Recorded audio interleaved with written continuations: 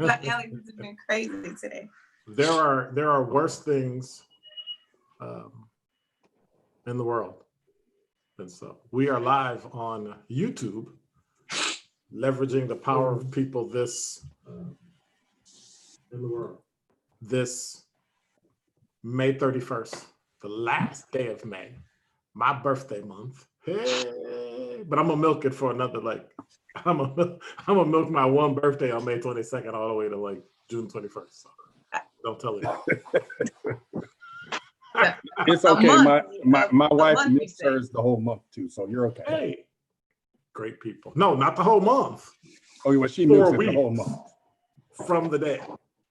4 weeks from because if I take the month, then it's over like today. Today. I'm not trying to hear that. you do it for a month, maybe not for the a month of, right. for a month. Right. And that's only because I'm born toward the end of the month. I only have a week. Just shortchanging myself. That's about as vain as I could possibly be. Right.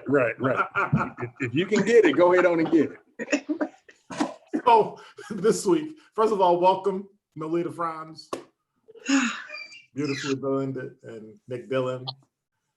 Believe every time I go to Nick's website, I'm sorry, I was in the middle of it. Nick Dillion of Believe University. Every time I go to his website, his video starts playing, and I'll forget, and I'll go to his website, and the video starts, and I'm gone. I'm like, why am I hearing Nick in my house?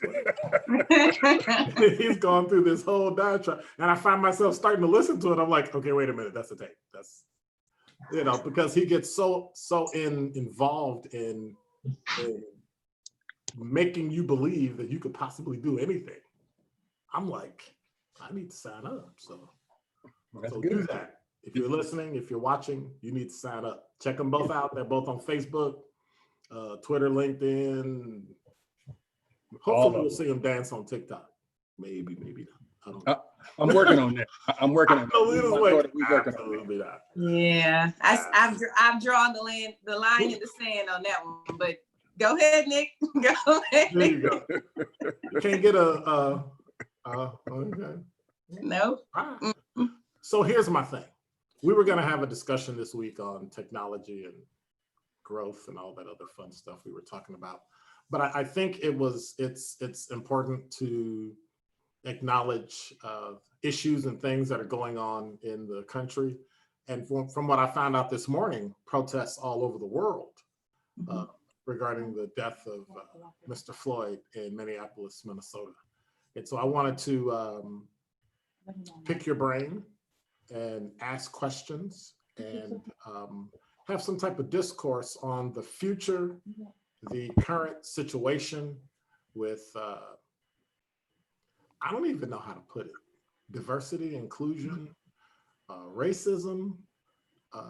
It's so many complicated things wrapped up into it to where I think I'll just allow you to express your thoughts and opinions about what's occurred over the past 7 days. So starting with Noleta, what are your thoughts and I dare say opinions about what's been happening in the last 7 days? So I take a deep sigh, right? I we can come on together, and of course we smile at one another because we're familiar with each other, and we look forward to spending this time. But it's certainly with a very heavy presence and heart that I have been, moving through this week. It's been extremely difficult for me as a woman, as a Black woman, as a woman that has brothers and nephews and an uncle, and you can't help but to put your family member in place of Mr. Floyd and feel the deep sadness that his family must feel, and feel the deep sense of loss, even though he wasn't personally your relative, but you can feel, and your heart can go out for for him and his family. I am extremely saddened that we are still having the same conversations and witnessing the same injustices. And there is a plethora of unrest, right? And when there's unrest, people handle that type of situation and adversity differently. You have people who are wanting to go and stand on the front lines and protest and get in the face of law enforcement and demand answers. And you have people who want to, take a page out of maybe, Malcolm X's book, as they say, and, any means necessary, no justice, no peace. You have people who see both of those things going on and decide, perhaps I am going to make a stand of my own, or for me, that means, looting or rioting, or, it's so many tiers and layers to all of this. What I will say is this: you could not, and I refused to watch the video only because I feel like there's certain things you really just can't allow in your spirit, and allow into your mental Rolodex. And once they're there, you can't unsee them, right? There's no way you can get that image out of your mind. And so just like I refused to watch the video regarding Ahmaud Arbery, I did not want to watch this video with Mr. George Floyd. But that said, you can't read the story or hear about what happened.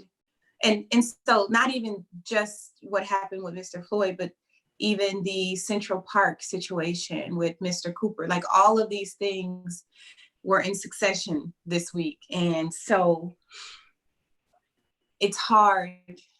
I dare not say anyone, especially a person of color. And obviously, as we see people standing in solidarity with us, all people, or a good amount of people, were affected. And so I say that we really have to start looking at long-term approaches and solutions for these situations. And people are no longer going to really just stand for the status quo. I think this is people really taking a moment to stand up and say, we need action, and this is what we need this action to look like. This is how, this is what we feel is the right thing to do by, protesting and demanding that the officer be held to account for his actions. And I think that for long term, there's going to have to continue to be some alignment and continue playing forward. But I think what you are seeing and what you've seen, at least over the last couple of days, is just a really deep sense of helplessness. And that's coming out in a plethora of ways. It's coming out it's showing up in different cities. It's showing up in different ways with looting and rioting and peaceful protesting. And so, it's showing up. And how do we take all of that, all of those individuals, and figure out a combined path forward so that we are having long-term success? And I think that's a conversation to begin to have. Nick, your thoughts? Yes. Thanks, Noleta, for sharing that. I think that's I think it's big to even affirm and echo what you've said. There's a spectrum of emotions. Mm-hmm. There's emotions all over the board, and as I paid attention to the news, and unfortunately, I did see all of the videos. And to your point, I had some dreams about the videos, and I have that imaging in my head. And yes, it can be very intensely emotional when you watch. Hence why I believe you can see such an array of emotions as to what's going on in the outpour of all of what we've seen out here in terms of protesting and everything that we've seen out here. What's unique and interesting is, and I've reached out to several contacts I've had in a lot of the states that they've said have curfews. And I would even encourage those who are listening is, there's a couple of things that are happening here, and social media is inundated with a lot of the stuff that we hear. And there's a couple of things that are happening here is I've spoke to several individuals in other cities, and a lot of the peaceful protesting is unfortunately not making the news. Mm-hmm.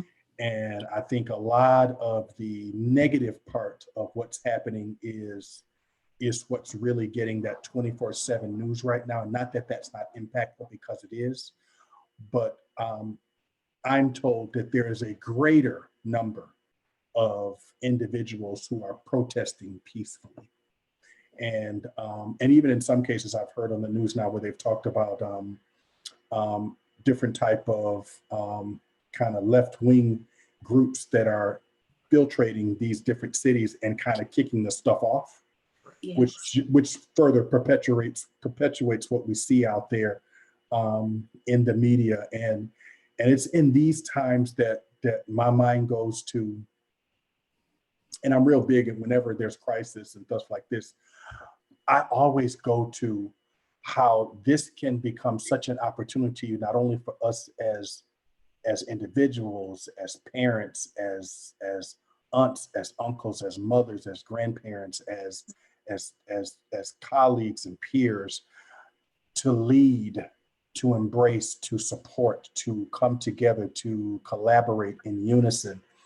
And too often in these type of situations, because we've been here before, it doesn't get that way. Yes, we get the attention of everybody else, and yes, we get the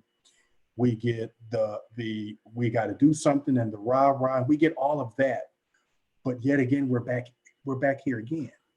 Mm-hmm. And we get back here again, and we got back here again. And so for me, the looting, the rioting, the tearing up stuff, I'm kind of, and I hate to say this, but I'm a little desensitized to it, because it's predictable behavior. And so my mind says, while yes, I do agree, we've got to find some sort of alignment in here, and we've got to do some change, and we've got to do some things differently. But we also have to find a different way of communicating and a different way of being heard. And so I see it as an opportunity right now. Yes, I can speak, and I can go on national news, and I can speak. But right now, this is an opportunity for our local officials, our county supervisors, our legislative, our everybody that is representing a community in any of these cities and even across the world. And for them, and let's go a step further, our celebrities who have amassed wealth and can afford to get on some of these networks, who are impactful to people and individuals in the community, our ministers, our, all of these folks who really, this is an opportunity for us to lead and impact these folks and get in the community, so that we can speak differently and we can have a much bigger impact. And I don't see and hear that right now. I hear a little bit of subtlety of that, but I think that we, it's really an opportunity. And, right now, it's unrest, it's unmanageability, it's emotion that is unmanageability. And for these young folks, because even as I look out, as they show the video footage, for me, most of them appear to be like my children's age. Mm-hmm. And to your point, Noleta, it is, let's not make this a just a people of color out here. As they show that video footage, this is a diversity of rioting. This Yeah. is everybody up in a roar. This is everybody upset. This is diversity in protesting in every kind of way. And it's not just one particular group, gender, or anything like that. They're all out there. Okay. And so, but I think it's that unmanageability. This is their reality. And for maybe us, we've lived maybe a little longer, and we've seen and been through so many different, a couple of different things in our lives. And I just believe that this is not the solution, although it does get attention. I just don't see it as a solution. And while, yes, it'll be impactful, and yes, it's happening and it's getting attention in a different kind of way, because my mind then goes to, if you tear down that Target, or you tear up that Walgreens, or you tear down that store, or whatever that looks like, that's in my community.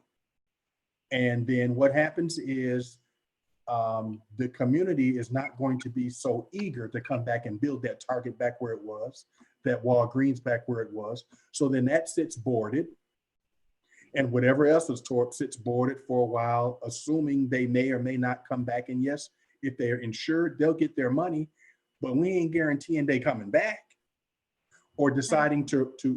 And then, so what does that mean? People in the community now need to go yet a little further to the grocery store, yet a little further to do these different things. And so, but I realize that because I'm a little older, but when I talk to like my children, who are very, very, very, very emotional right now, they don't care. They don't care that they really could care less. It doesn't matter to them. They're angry, they're upset, and they, in their lifetime, their belief is, I never thought I would actually on live camera see that happen to someone on live camera. And then my son just asked me the other day, so are you telling me, Dad, that me and my wife should travel together, and at all times she should have her phone on, so when we are pulled over or there's any type of what we feel may not be proper handling of things, we have to get our phones out? Because in each one of these scenarios you've described, the only reason we know is because of a phone. Somebody filmed it. And then I got to ask myself, so let's just say this was never on camera. What would we be looking at now?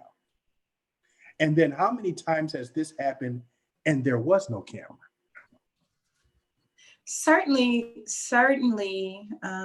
understand that. And I think the consensus is starting to come around to the thought that it's not that this is happening more abundantly or happening, more frequently. It's the fact that it's being filmed and shared. So we're seeing it. We are forced to face the reality of it, because now we have the evidence and the proof to support. And it's such a delicate balance right now between, you said something that was very, very interesting to me. Well, you said a lot of things that were very interesting to me, as always, Nick, so thank you. But a couple of the things you mentioned, starting with, as you mentioned, talking to some of the young people and understanding that, hey, this affects you, right? This tearing up this Walgreens affects in your community, will affect you, big mama, auntie, uncle, cousin, because now let's say grandma needs to get her blood pressure medicine, or she has diabetes and she needs to make sure she gets her insulin. Well, there now, it's not going to the Walgreens up the street and around the corner, but trying to now figure out where's the closest, the next, closest one to go to. Or think about who was employed at those locations, right? Normally people who are working at your neighborhood Walgreens live in the neighborhood. Rarely do you see, maybe the managers driving in, but for the most part, the cashiers, the stock people, they're right there, so you're displacing workers, you're displacing, making it a little bit difficult for elderly to receive medication and so forth. There's this domino effect. But to your point, none of that is considered. It's not thought about. It doesn't come into play. Dare I say secondary. I don't even think it's on the radar, if I'm being completely honest. No. And so no, emphatically no, it's not on the radar. And so that's a conversation, right? Because as we think about how we're training up our young people, whose responsibility does that fall on? And how much are we instilling those type of values that are supposed to have longevity, right, within our community? I know, and I was just having this conversation, it's so interesting. There used to be simple principles that my grandmother would tell us as kids, and as an adult, I never steer away from them. They're kind of like your guiding light, your principles. You do unto others that, you don't look down on people, treat people how you want to be treated. If there is, elderly person, you don't cuss and yell, you take your head off if you go, these are things, they're not written down anywhere. They're not, but they've been passed along, and they are, part of the social construct that makes individuals, I really feel, that sets you apart from just chaos. These are these guiding principles that you can govern yourself by. And so I see and feel like there's been a collapse in those things, some of those kind of basic guiding things, and without guidelines and principles and order, you leave yourself subject to chaos. And that's on in every facet that you can think of, and not just, speaking regarding our people. I think another thing that's really hard to process is the fact that because some of these narratives are being shaped, hey, look at what they're doing. Look, they're what was it thugs? Was that the term that was kind of cascaded out across America? Look at those thugs.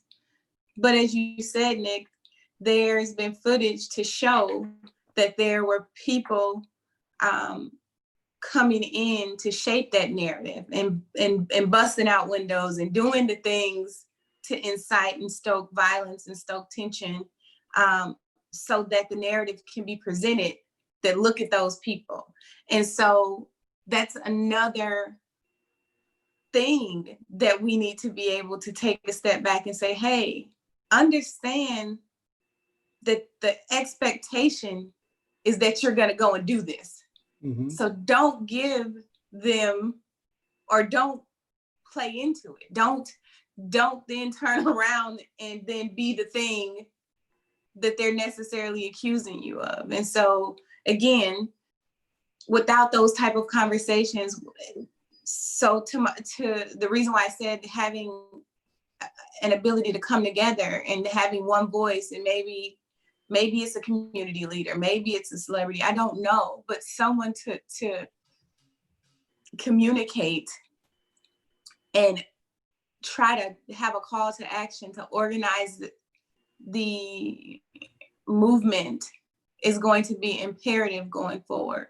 Yeah. Because otherwise it's just a group of people doing this, a group of people doing that, some people over here doing that, and it seems to not serve the one defining purpose, and that is creating the conversation around justice and police brutality. So, and we're here on YouTube Live with Noleta, Franz, and Nick Dillion.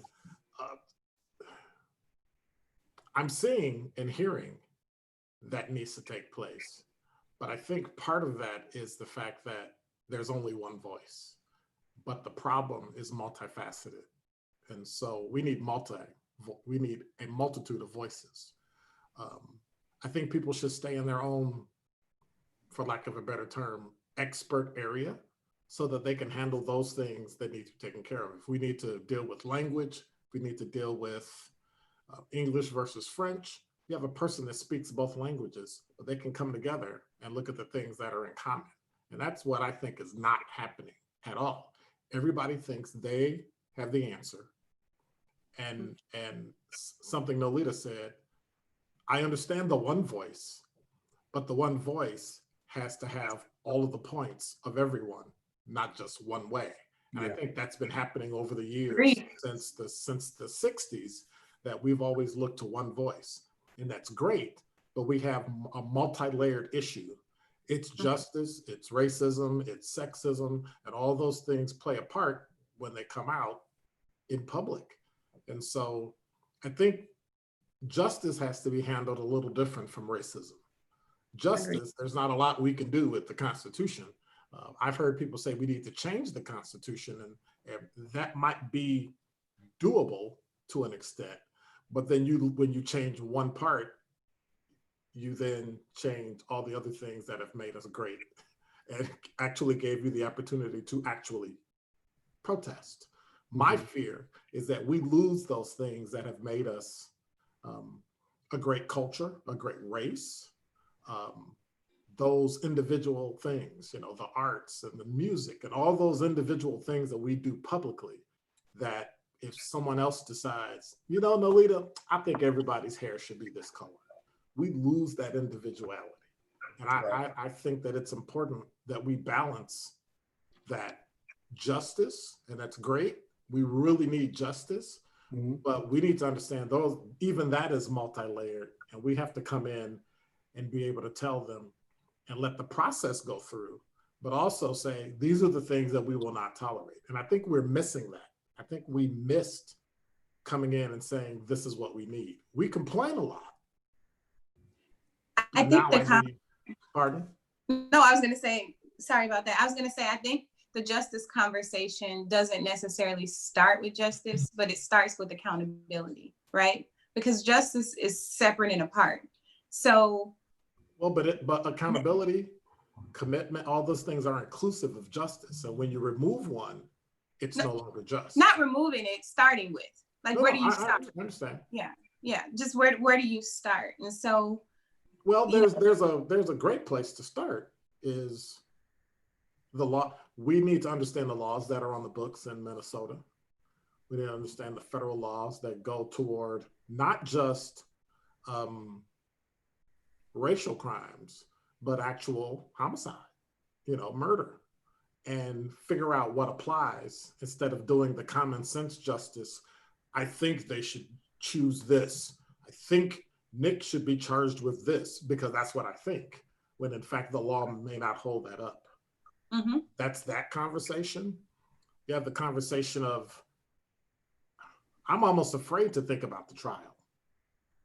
That's where I was going with it, because right. So he has been arrested, and you know, for some people, I'm not going to say that was enough, but they're like, yeah, you know, he's in custody, and yeah, you know, that's a step.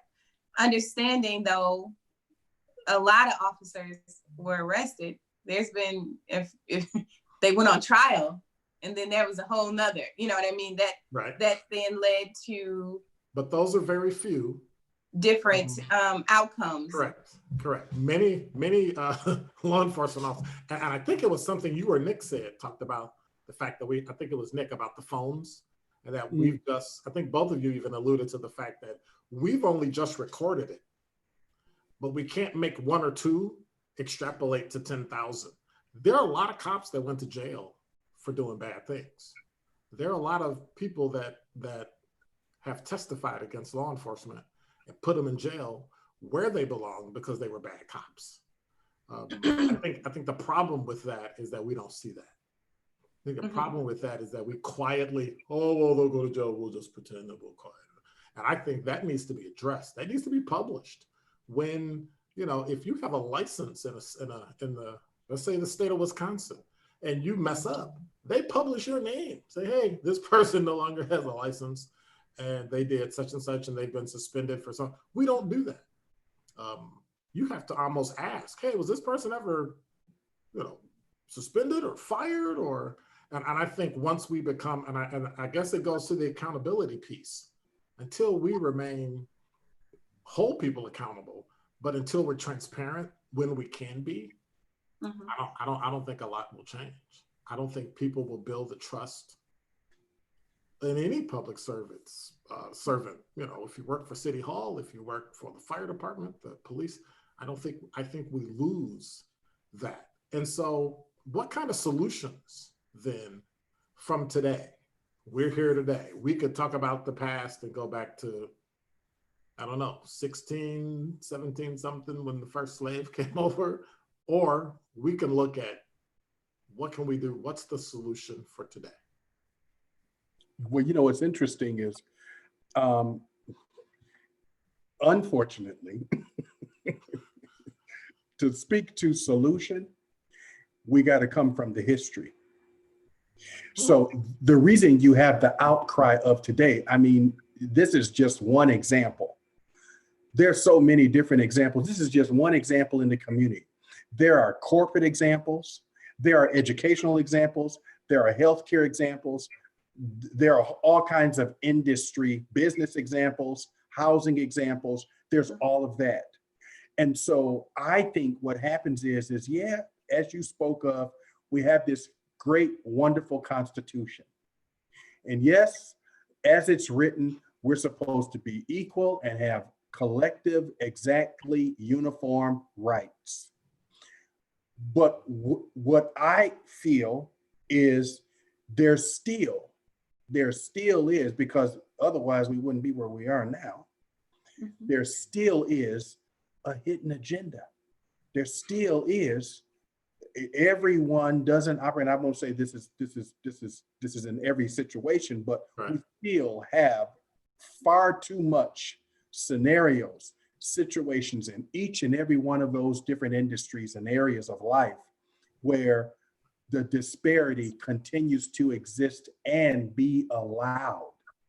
And so my thing is that if we can get a little bit more transparency, if we can really truly be open to acknowledging first and foremost that exactly what I've just said is existing and still exists.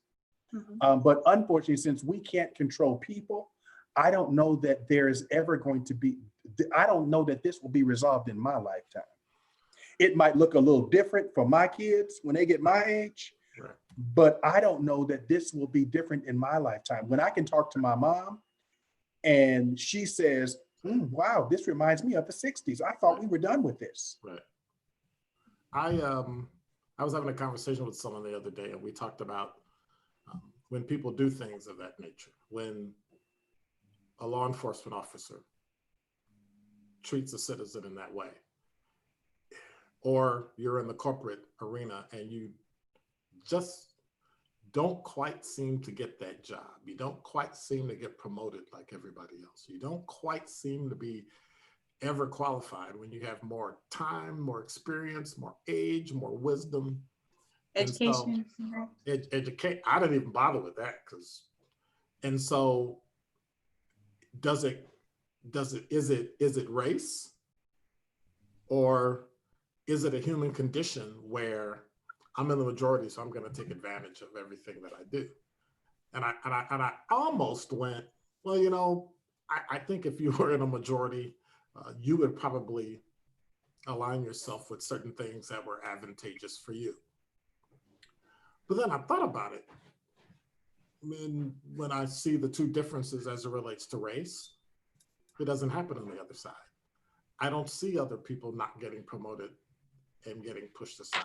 I don't see people in business not getting the job. I don't see people, I don't see a lot of African-American law enforcement officers beating and killing and shooting people. I'm sure it happens. but I'm sure they're investigated like everyone else, or no, I don't know. We'd have to go back and do some research, but it seems at the base of it, it comes down to race. And so my question for both of you is, why are we not having the conversation? Why are we not having a clear conversation on a local level about these are the realities that people live in? There always seems to be an excuse why people are poor. There's an excuse, oh, they're just not working hard. They don't believe in, there's always an excuse when other people who have want to say other people that don't have, they don't have it because they're just not working hard enough. And that's why I keep going on solutions. How are we going to change this with this generation? So go ahead, Nick. I'm just going to say one word and then let you talk. Fear. Yeah. Okay. F-E-A-R. Mm-hmm. And so, are you reading my note cards or what? and so I was going to just say that. Fear of, and I guess I can direct this to Noleta. Is there a fear of being asked for something or someone losing something? You know, we you know, people tease, but I think Spike Lee said it best. You know, the fact that he named his company 40 Acres and a Mule, because we're still waiting. You know, we talk about reparations, but I'm going, this is beyond reparations. You never in the beginning, when you started the Freedmen's Bureau, gave us what we were supposed to have. You never gave us what you promised. Why is it that everybody else got what they were promised? And the African-American community never quite received from government and from individuals what we were supposed to have. I'll let you talk, Noleta. Too much? No. or where do you begin? Right. It's you say it and all I could do was muster a chuckle, which is not even a response, but the chuckle is just indicative of understand that conversations about race make people uncomfortable. And not necessarily the people who want to have the conversations, but the people who are forced to have the conversations without the answers to address them. So to your point, when you say, well, you know, do you think they believe that you're going to ask for something? Like, let's have this conversation about race or why I wasn't promoted. And if I lay out my accomplishments and if I lay out my skill set compared to maybe someone who got the role, and I can find that I compare evenly, if not more than, you know, qualified.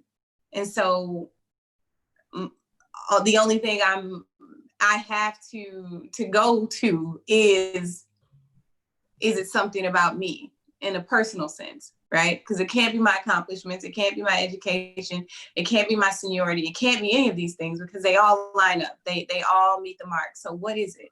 And I think that it's such a huge and heavy conversation. It's a weighted thing. And what I mean by that is for people of color who have to have it, it's heavy. And for the people who need to be engaged in it, it's heavy and it's delicate. And so how do you have this delicate conversation to try and reach some sort of conclusion or solution? I think is asking almost too much right now. What I think is important for a solution, like real time, because if we could solve the conversation about racism, if there was solutions, I would like to think that the people who forged the path here forward would have been able to come up with solutions. I would like to think that Martin Luther King and all of his rights, all of his fights for equality and civil rights would have been able to find that solution had one existed, if there was this readily apparent solution. But I think what we have to do in order to get to that next step of solution, right now we're in the space of needing to invite people into the conversation so that if for nothing else, they can at least acknowledge the existence of oppression, racism, the fact that persons of color are treated unfavorably in this country. They need to be able to at least acknowledge that first before you can invite someone to sit down with you to come up with a solution for the issue. People aren't going to solve for a problem they don't feel exists. So first you have to acknowledge that there is something to this.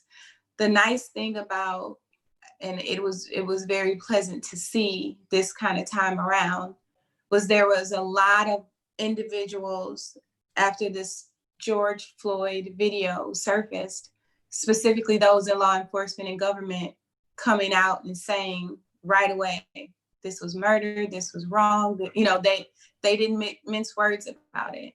And that's something that we've not always seen in the past. That quickly, at least, right? So there was no, we need to see what the tapes say. I mean, for some people, but there was a lot more. This was flat out murder, and it was wrong. And so being able to have that sort of mindset is what leads to conversations towards solutions. But again, you can't solve for something that you don't think exists. So it's getting more people to understand, and I hate, to overuse the word buy into, but really understand that there is an issue. I think I think it's understood that racism is there. I think they simply, well, it didn't affect me, therefore, it's what can I do about it? I've always heard that argument of, well, that was 400 years ago, that was 600 years ago.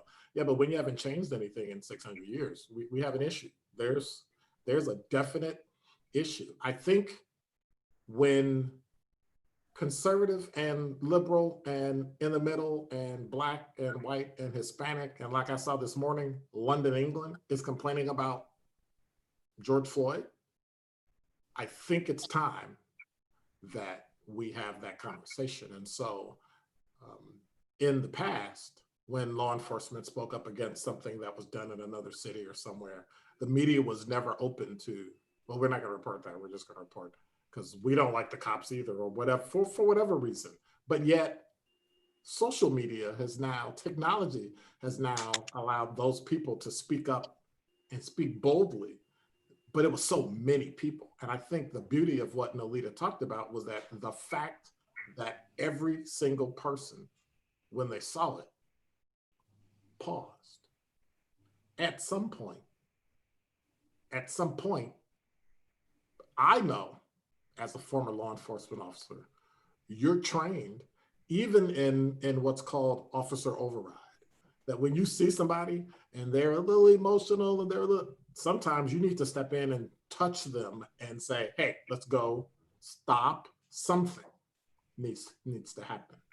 And I think it's important that we follow every single one of those officers to see who gets charged and what occurred. But I think we also have to go slow and be deliberate to make sure we get the entirety of what happened and not just snippets and then go off and become emotional. It was heartbreaking to watch that video. It was, sadly, in 27 years, I've seen my share of really bad things. And like Nick, I'm a little numb to the expression that comes after it, but I'm no less enraged that another African-American male died really for no reason. There was no reason for him to have died underneath a person's, like your memory in life, your last memories in life are laying underneath the knee of a man who's applying pressure, and your life is slipping away. And it's heartbreaking, but I think it's a wake-up call for everybody to have the conversation, change those things that need to be changed. And I think it's going to start at the bottom. I don't think it's going to start at the top. No. While they're playing politics, we need to. So the wonderful, the one thing that I grapple with, and I'm continuing to grapple with, and not just in this situation, but in totality. So the fact that, like we spoke earlier, that this is not the first time something like this has happened, and probably will not be the last, unfortunately. But right now we're seeing it because of technology, and it's at our fingertips, and someone recorded it. And so now we're in this technology boom where you know, the minute some situation starts, someone has their phone out to record it. And so in this case, it was, you know, great. We have it on video. We can see the injustice for ourselves. It's videotaped. But the flip side of that is Mr. Floyd has children. And one day his kids, I don't know the age range. I don't know if there's one that they're old enough at this moment, but I know he has a small child.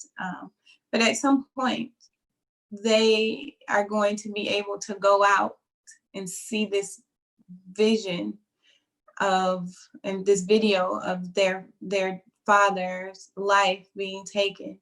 And albeit good for technology to have captured this so that you can try to elicit justice, or to try to, you know, speak for the person who can't now speak for themselves. The harsh reality is that it was still his life being taken, and that imagery is something that his family and his children will never be able to escape. And I feel like that's tough, and that's, you know, as much as you want to appreciate the technology for being there to capture this, you still have to understand that the lasting effects of it and the lasting imagery of it is going to touch his family for years and years to come. So that's difficult for me as I process and as I think about it. I did see, you know, this whole campaign going on, and it said, hey, you know, if you see me being accosted, or, you know, if you see something happening to me, don't just pull out your phone and record me, help me. And I am wondering, do you both feel like there's enough help being given? You know, understanding that help is, you know, in some cases, hey, I got this on film, so if I need it, if the video needs to speak for the person who can't speak for themselves, if they're no longer here. However, in the time, in the moment of some of this stuff, are we rendering aid? And I'm not suggesting by any stretch, don't get me wrong, I'm not just saying go and jump on a police officer. That's not what I mean. But are we speaking up, right? Are we saying something other than recording? And I think, I don't know the answer to that. I've not been in a situation where something happened and I don't know if I would think to pull out my phone, or would I think to come to aid? And I don't know the answer. So I'm just asking the both of you, you know, how do you feel about that? What do you think about that? Now, you know, there's been situations where I myself have been in situations where some things happened that I felt were not appropriate, and I didn't have a camera, but I still reached out to law enforcement, to chief of police, and talked to about my experience. And there have been times when my children have been in situations, and I have reached out. I have spoken to individuals, and if I'm ever in a situation and I see things that I think are not appropriate, or in fact maybe I question, or I have some concern, I'm always, you know, I'll get on the phone, I'll talk to somebody, I'll reach out. I'll call my attorney. I've done a lot of things in the moment just to find out, hey, what's my rights right now? What is this person's rights right now? Is this okay? What should I do? What would you recommend? In that moment. So when you're in a situation like we saw in the video clip, there were, I think, 3 or 4 other officers, and other than, because you can hear in some of the narrative in the video clips of them really, really wanting to come and aid, but I don't know if the fact that these officers were armed and told them to stay away, that they needed to obey that because that was the order, because they were handling it with however they wanted to handle it. And if they would have came forth to try to get involved, if that would have been charges for them or made situation even worse. And my guess is yes. So you're kind of left with not a whole lot of options there. So it's really, really, it puts you in kind of a really real bind. But like I did this morning, I sent emails to my state legislatives and just really spoke to, we gotta do different. We have to do things different. This cannot be an ongoing narrative. I just can't believe in 2020 we're still having this narrative. And away with the excuses, away with, to your point, Dr. Ken, I think we've got to have conversations. And yes, the conversations are probably going to start at the bottom and trickle up to the top. But we got to have the conversations, and we can't let this be. I don't want to see this time in July, we back to business as usual. Well, I got to go back to what you said about not being able to do anything. So number one, and these are only suggestions because none of us are lawyers and things like that. We don't represent any organizations and all that. But if you see someone committing a crime, I think it's your duty to report it. If you see someone being accosted, it doesn't matter if it's a law enforcement officer, a firefighter, another public servant, another human being, a dog. If you see them being accosted, absolutely pull out your phone. But that's what 911 is for. If there's someone's life being threatened, you call 911. When you call 911 and it involves a police officer, ask for a supervisor. There's an officer here, fighter.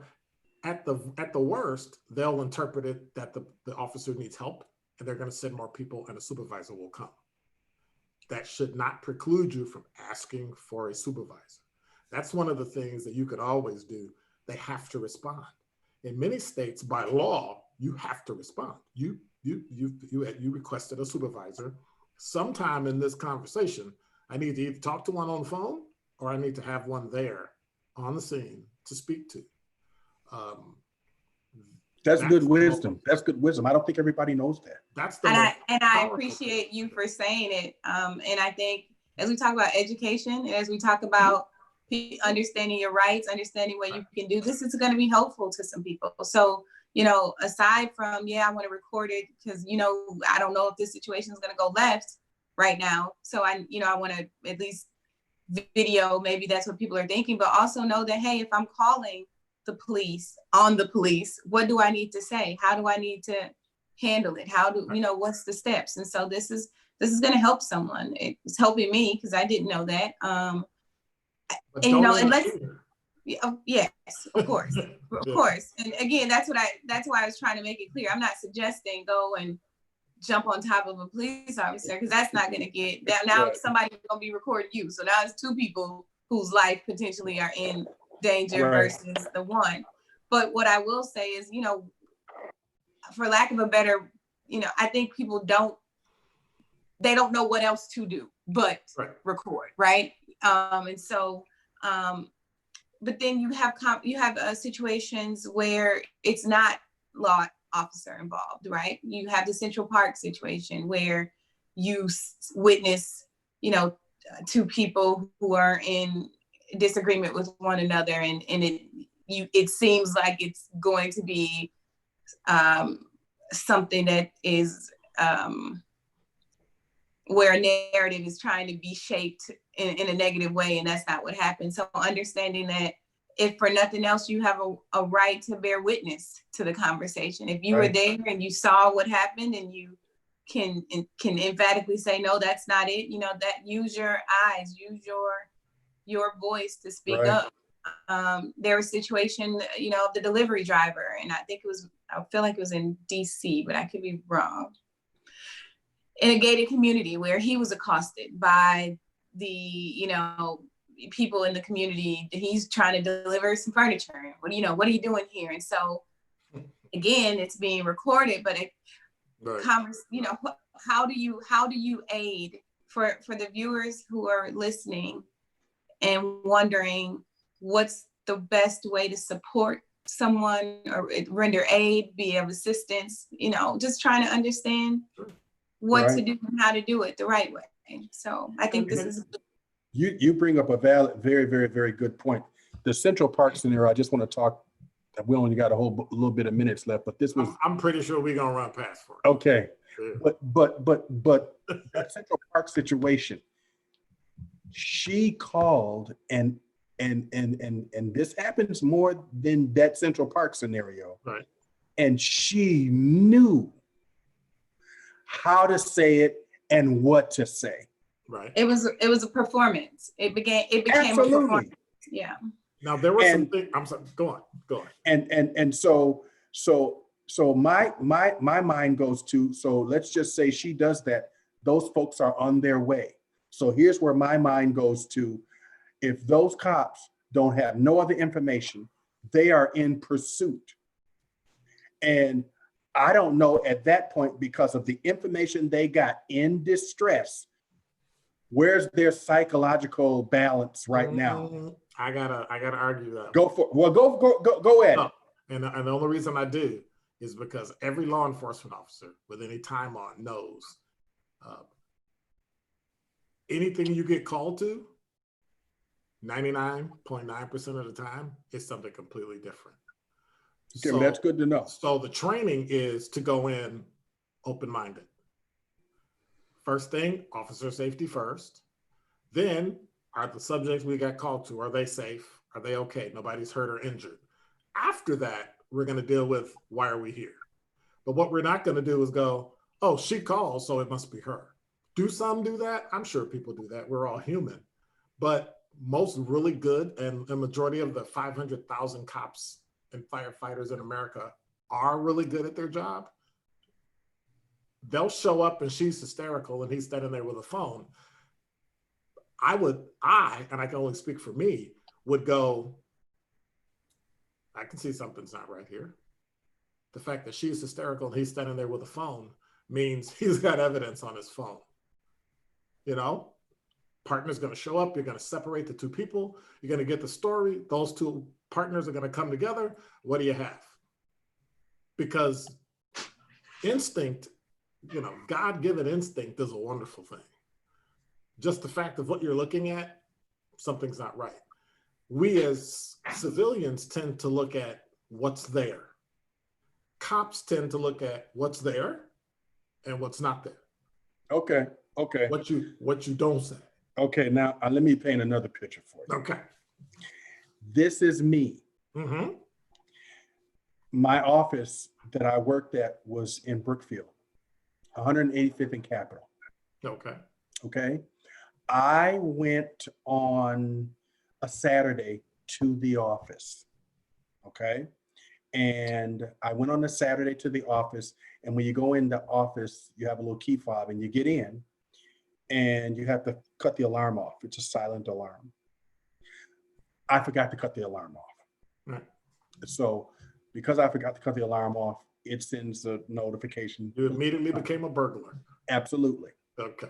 So I come out of the office when I realized that I did turn the alarm off. They called, I gave them whatever code they needed to get and told them that. But then I was leaving the office. Right.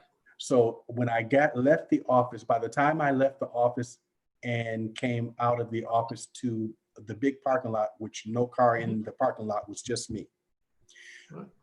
There was a police car waiting by my car. Right. And I identified myself because I knew, they're probably going to come.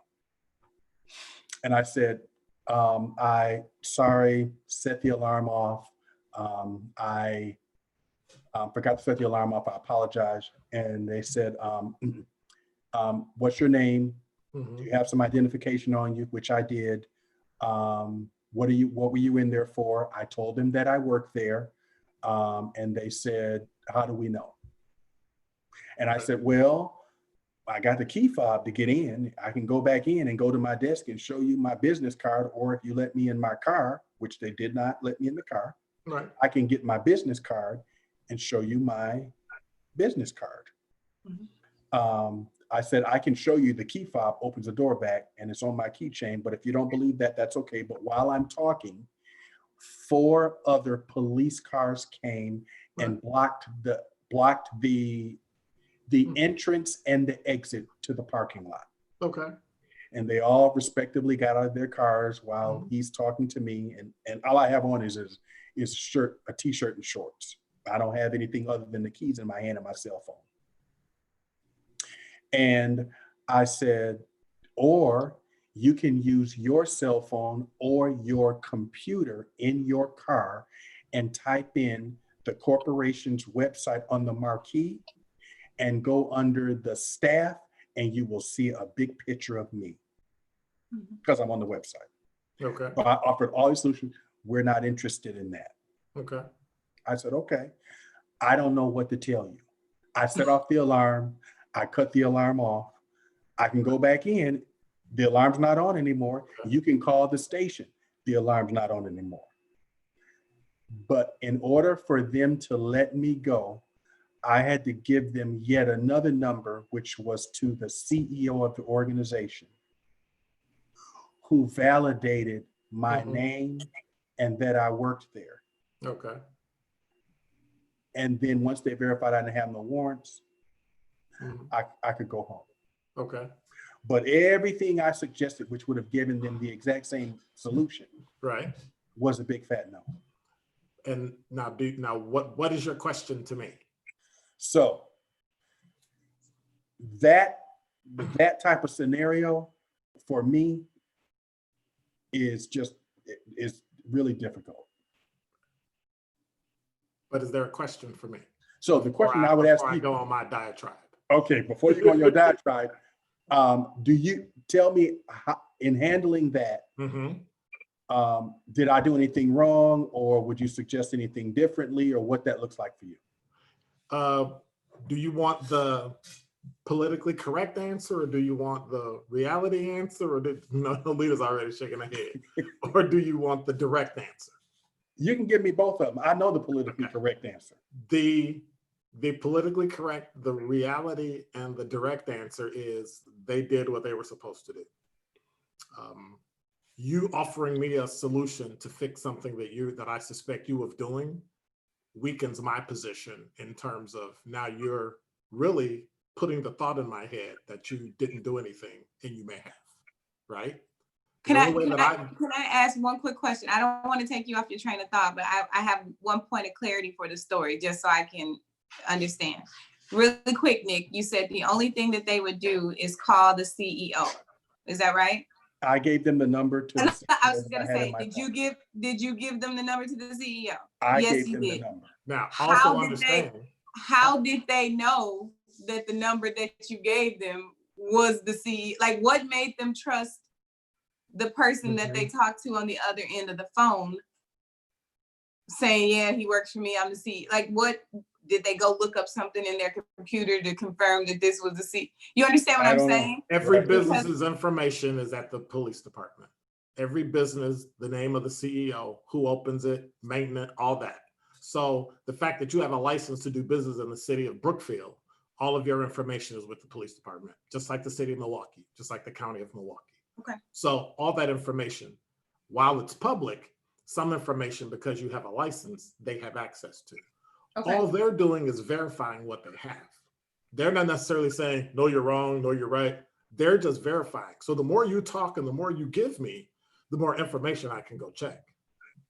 I'm sure somebody checked the website, saw his picture, saw his name, but he could have doctored a website, made it up. Who knows? I'm saying by nature of law enforcement, cops don't trust anybody. They verify everything. That's just the nature of the job. If you make one mistake and let somebody go and find out they're wanted for a triple homicide in St. Louis, that's you. Now you have to, or God forbid, you let that person go and then they go and then harm or kill someone else. You make 100% sure that what is going on, you've verified it as far as you can. And that's it. Do you think there's anything wrong with saying, because, you know, I am from, you know, being raised by a grandmother. I just, you know, have this, there's a right and a wrong way to do anything, right? And so you catch more flies with honey and all that. But let me just say this, let me just get it out. All I'm asking is, do you think that in that conversation, not with, while understanding you have a job to do and that cops need to verify, I get that. I get it. I don't have an opposition to that. But would there not have been this, how can I say this? Nick could have been given at least the respect of saying, hey man, you know, okay, I hear what you're saying, I understand, but you know, on our end, this is just what we gotta do. We gotta verify. So just hang tight for me. It's how you do it. But if he's giving like, hey, you could do this, no. Hey, you know, and on this, no. Again. So I have trouble with everybody's suspect. Can I answer your question? And that's the hard part. Yes. Everybody's suspect. That's what I'm think about how you work. Listen to what I'm saying. I'm listening. So that there's context, right? I wasn't at Nick's, so I don't know what they said. I don't know what the conversation, and there were nuances going on. I wasn't there. I can only speak for me.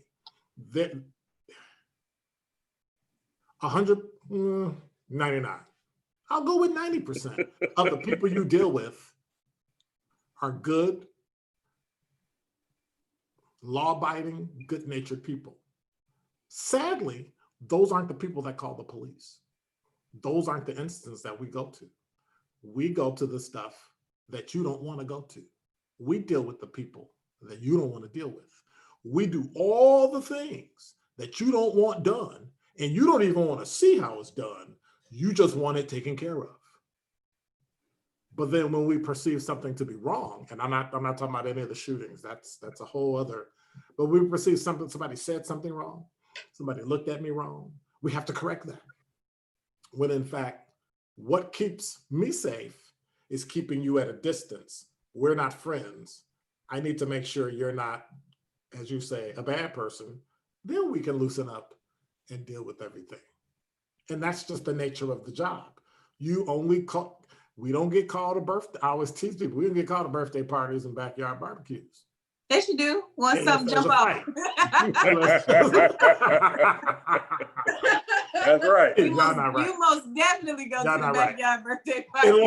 Unless there's a fight. And so when you go to so many things over and over and over and over and over and over, you become a little jaded that, you know, I'm at this house again. This is like the 9th time. We've arrested this guy 4 times for battery DV, her 4 times for battery DV, and took the kids once. Like at some point, you get, and that's why we transfer people to different places, different work locations. We transfer people to different districts. Those to help you remember why you really do this job. But it can be, you know, there are a lot of things. You're dealing with human beings as law enforcement officers. So when I showed up and I'm just making this up, of course, my wife divorced me, my dog died, I got a flat tire on the way to work, my kids won't speak to me, my sergeant is driving me crazy, I just had a fight with somebody, and 5 minutes later, you know, the dispatcher doesn't really care. Oh, you done with that call? Hey, I got another one over here, and you got to go. And you go over and over and over and over. And I've seen it in the fire service too. You go from fire to fire to fire to call for ambulance over and over. At some point, you know, I think one of the things we have to give people who work in public service better breaks, better time off. We really need to figure out a way. And I think part of that is that whole police community relations. Some things indigenous to law enforcement and the fire service will not allow them to be, hey, how you doing? Happy, happy. We'll have cops that do happy, happy, go be happy, happy. When I'm chasing a felon who has a gun, I'm not gonna be happy, happy till after. I think, you know, and what you said made a lot of sense. And that's something that I've understood. You know, I have a father-in-law who is a police officer and a husband who does, you know, firefighter. So I get it. And so what you said is very real. I think that for people, to your point, you know, you guys don't deal with the, you know, 10% of the population. I mean, I'm sorry, you don't deal with the 90% of the population. You're Right. dealing with the same 10% over and over again. But notwithstanding, when you do deal with the person, you know, like me or like Nick, who, you know, never had run-ins with the police, don't have a criminal background. Now, don't make a blanket statement, because it's not all of us. But I said me and Nick. I don't. That's all I got for the purposes of this conversation. That's right. You sound like I saw that baseball bat coming up. Right. No, but like for someone who truly, you know, has no run-ins with police, and which is a good thing, right? I don't and have no desire to have them. When something happens that you have to have an interaction, I would like to be able to walk away with that, with the thought that, you know, while unpleasant having to, you know, be interacting with the police, it was fine. I was treated with respect. I was treated, you know, my issue. But what does was that heard. mean to you? And what do I have to do in order for you to feel like it's respect?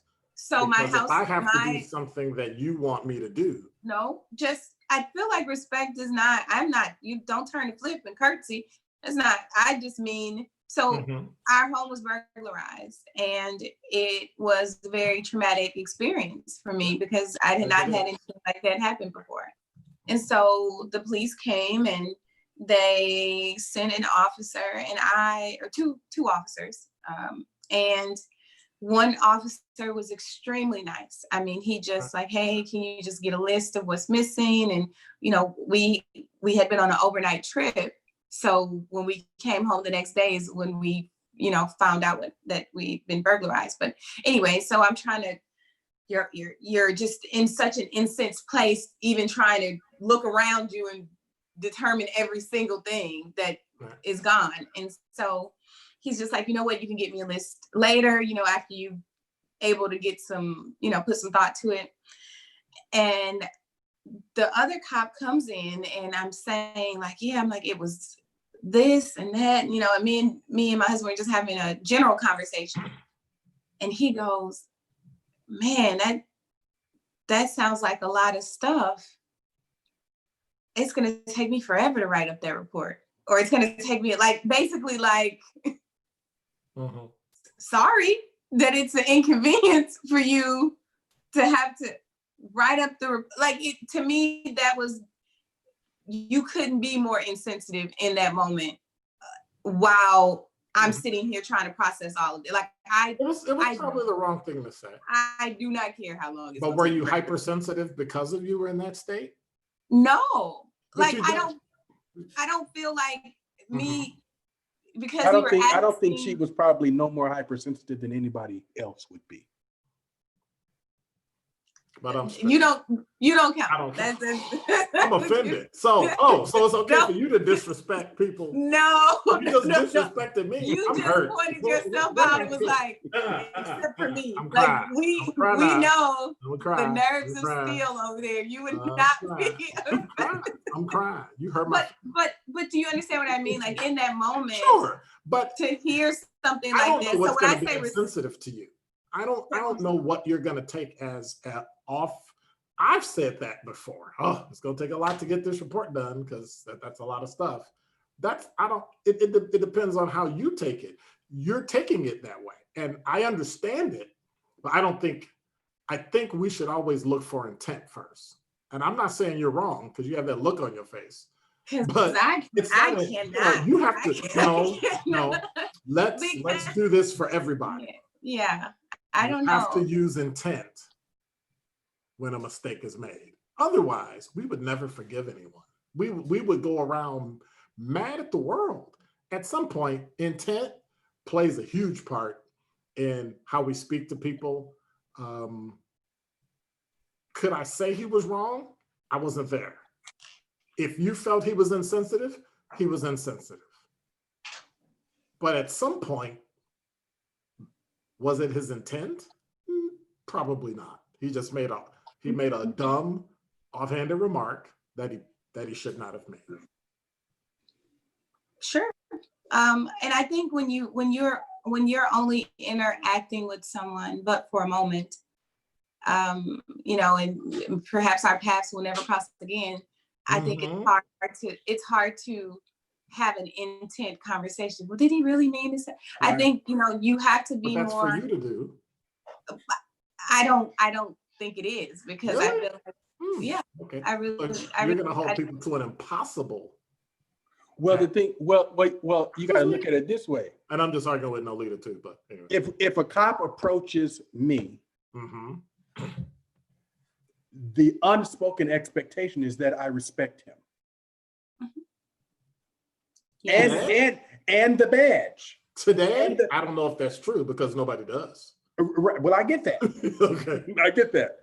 But the unspoken expectation is that I respect him or her and the badge. And I would agree. Also respect you. And that in return, I get that same thing.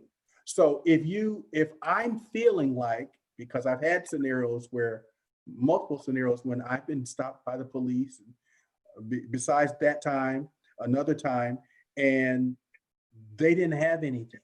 The reason he said he pulled me over was your car fit the description of a robbery in the area. I was going home from the gym at 6 o'clock in the morning. Okay, so he took my driver's license. Let's come back to that, but okay. Okay. He took my driver's license and came back 3 times in 30 minutes. I sat there and asked me, I'm going to ask you one more time, sir. Is this vehicle registered to you? And the third time I said, you knew the first time it was registered to me. You don't have anything, sir. So why are you detaining me? And I was told I was being a smartass and that he could give me a ticket for disorderly conduct. Which is not true. And so, but I was pissed. And I just felt like you had me sitting here to waste 30 minutes of my time. True. Okay. And so what did you do? So I called the chief of police on him. Okay. And they say he had a talking to, but I never saw what it was or got any whatever around it. But I told him, I said, because that was about the 3rd or 4th time I had got pulled over for what was, where are you headed and why are you out here this late at night type deal. I'm going home. Sure. Yeah, I've had that. I've had that and been stopped by the police while I was a police officer in the city of Milwaukee. 20 minutes after I left work. Right. So, and I've had to go, so you don't recognize me in my car in uniform? Like what? And those things happen. I think at some point we have to make it known. And if you're going to file a complaint, make it official, fire and police commission, the district or place where they work. There are multiple ways of doing it. You may not necessarily trust the supervisor to take care of it or the police chief to take care of it. Make it official. Everybody has a fire and police commission. Yep. A complaint. Yep. Complaints, many in law enforcement may think that complaints work bad, but I've been cleared of a lot of things by virtue of the fact that somebody actually complained about it. And now we can open it up and look at what actually happened, not what the person said happened. Came to find out. I remember there was one ridiculous. They said I hollered at a woman who was driving a car on a main street, and she was one of those where this is the way I go home every day, and I got to go this way, and so I can't turn around and go back. And she drove forward, and I hollered at her to stop. And so she said I was disrespectful, and I raised my voice, those type of things. When in fact, she was about to run over multiple fire hoses. And I don't know if you've ever been, but a person holding a fire hose with a brass nozzle with water coming out of it at it ain't good. Amount of speed. It ain't when good. It bumps, that is not a good thing for the man or woman holding it. And I hollered at her and made her back up and had an officer escort her to her address around the block because she didn't really know the way. And she was an elderly woman. And I understood that. But I still got in trouble because I hollered at her. And I said, yes, I absolutely did holler at her. To stop someone from possibly hurting themselves or someone else, you're gonna get hollered at. And I've had those instances where I've been stopped by the police and they got nothing. It was almost comical to me because the questions I started asking the person made them ask me, "Are you a cop?" I'm like, why does that matter? Why does that matter? Like, yeah. What does that have to do with the fact that you decided for whatever reason? Now, I do know that the majority of police officers will not pull someone over for nothing because that's a violation of your constitutional rights. And I don't know about you, but the friends I know that are cops and firefighters are not going to jail, federal prison, for violating your constitutional rights for something like a license plate bulb. But I've gotten pulled over for that. But those are those things, and I explain it when I do workshops. You need to make sure you check your car at least every other day. Front, back, when the lights are on, light bulbs, everything. Because you don't want to give people a chance to pull you over and then be able to go from there. License plate light, really? Hey. Now, my car fit the description. Oh, okay. But you can verify that. You can request to see the information on the robbery that occurred where your car was given as a description. That's public record. I can request that in the moment. You can make a public information. You can make an open records request for that. Not in the moment. I think he's saying later on. No, not in the moment. But, questions like, well, where did it happen? And, things like that's basic. It's just basic, your car. I think this situation has taught us that, when you see other police officers and law enforcement officials coming out and saying, if we circle back to Mr. Floyd and saying this is wrong, I think that sets a tone that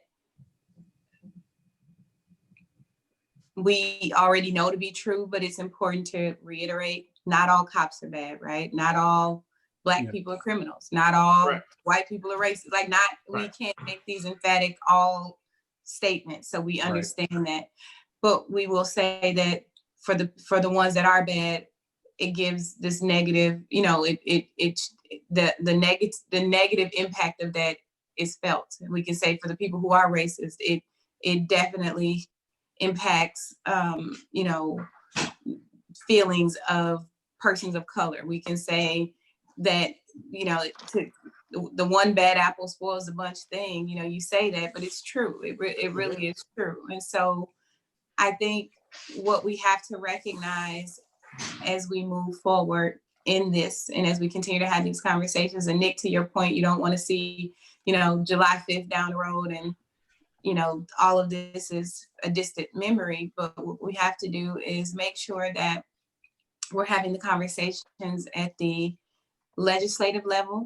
So getting out and voting for the people, putting people in office that are going to support your rights and hold people who are in violations to account. We are going to have those conversations on a peer-to-peer level by doing some self-checks with each other, making sure that we are staying kind of above the line, if you will, right? Because it's easy to get downtrodden and it's easy to feel oppressed.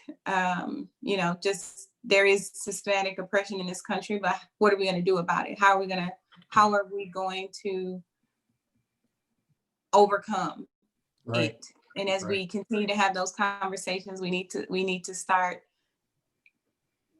peeling back the onion on that, figuring out some of the things that we want to see it differently and some of the things we want to do differently, and start having those conversations and bringing that to the forefront.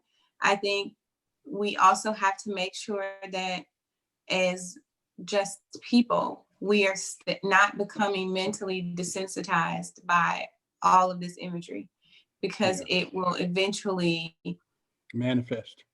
Yes. And so let's not let Mr. Floyd's life become a conversation of the negative things that happened after his death, but more so about how we use something so tragic to bring about change in this nation. Yeah, I think that's really, really, really, really big. I think now is the time for self-care. And we really gotta, because life is so unpredictable. We saw that with COVID. We have to take care of ourselves and how we manage ourselves and how we respond to things, because that's all we have control over right now. Yes, unfortunately, our voice is not being heard right now. It's being heard in a different way that I don't think we want it to right now. But in that, we've got to find and remember, we have to take care of ourselves mentally, physically, spiritually, emotionally, so that we can self-manage better in times like this. And so we can peacefully communicate and peacefully have conversations, because you mentioned this at the top of the hour, Dr. Ken, and that was, we got to have a discussion, and we got to have a conversation, and we got to have a solution with several people at the table. But even in that conversation, we got to manage our emotions. This is systemic. It's deeply rooted. And when you got to sit in front of somebody who tells you they don't see it and they don't get it, that's going to be tough. Yes, it is. And on both sides. Yes. And if you don't have a good emotional intelligence around having a discussion and coming up with a peaceful solution, it's never going to happen. And we're going to stay right here. And like I said, my kids may find a solution, but I'll be long gone. Oh, yeah. It's funny, and I'll end with this. I received an email from someone, and I won't say who it was from. And they wanted to encourage people that if you felt led to do so, to actively participate in nonviolent civil disobedience. And I thought about that, and I said, isn't that a bit contrary to what it is that you're like? What are you actually asking me to do? You're asking me to be civilly disobedient, or I might quite possibly go to jail. But you're also asking me to be nonviolent. And so I had to send him an email back and say, what are you asking me? What are you suggesting? Because I can be nonviolent and I can civilly protest without being disobedient. And I think that's what we need to really stress to people, that in order to keep yourself, your place of business or rest or whatever, your family safe, that if you're going to protest, do it in a civil manner. Be nonviolent. Don't break into homes and cars. I heard of there was a federal law enforcement officer that was killed in Oakland because someone came up and thought it was empty, and fired shots into the building and ended up killing the person and wounding his partner. And I thought that it was incomprehensible to realize what we would do to each other. But it's also a byproduct of how long do we wait? How long do we wait for a solution? And it scares me that children, grandchildren, great-grandchildren still may not see a change come in America. Yeah. Well, I thank you guys. I appreciate it. We went way over. And I It's think all it was a good. great discussion. It's a wonderful discussion. Thank you to Noleta Franz. You're Beautifully welcome. blended. I don't feel too bad this week. I got a few bruises, but I think I can hang in there. Nick, appreciate you. Believe University. I know you've got some things coming up if you want to give a shout out for any activities or online things you got coming. I'll let them know next week because I'm still got it in the working. Outstanding. And Noleta? Yeah, same here. I finally have some product in and my website is up. And so all of that is happening, but I will have more information next week. Right. Wonderful. Have a great evening. God bless. Thank you. Thank you all. And we will see you later.